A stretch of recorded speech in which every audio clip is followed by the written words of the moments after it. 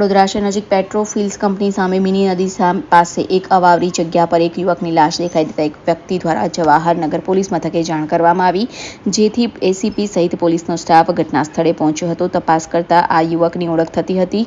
પ્રાથમિક તબક્કે યુવક ગામ નાપાડ હાલ રહે કોઈનો રહેવાસી 28 વર્ષીય સમીરભાઈ રાઠોડ હોવાનું સામે આવ્યું છે. તેના મૃતદેહ પાસેથી એક રિવોલ્વર પણ મળી આવી છે. આ અંગે એસીપીએ જણાવ્યું હતું કે પોલીસ સ્ટેશન ઉપર એક અજાણ્યા માણસનો ફોન આવ્યો હતો અને તેણે જણાવ્યું હતું કે એક લાશ પડી છે પેટ્રોફિલ્સ કંપનીની સામેના રોડ ઉપર અવાવરી જગ્યા ઉપર, જેથી કરીને પોલીસની ટીમ સ્થળ પર પહોંચી હતી.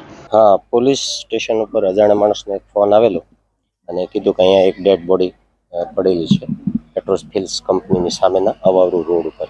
તો બનાવ સંબંધે એવું છે કે મરણ જનાર છે આઈડેન્ટિફાઈડ થઈ ગયા છે. સમીરભાઈ મકસુદભાઈ રાઠોડ કરીને નામ છે એમનું, અને હાલમાં એમની ડેડ બોડી અહીં પડી છે અને એમની પાસે એક પિસ્ટલ જેવું વેપન પણ એમની પાસે દેખાય છે. હા, એમના મોબાઈલ ને એ બધું ચેક કરતા જોવા મળ્યું છે કે સુસાઇડ છે.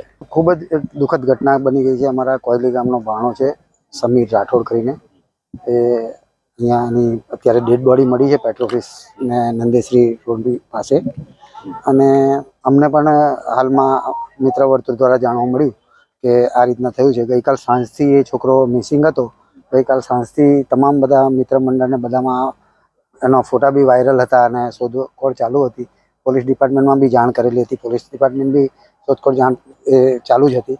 અને આજે અત્યારે આપણે ઉપસ્થિત છે એ જગ્યા પર.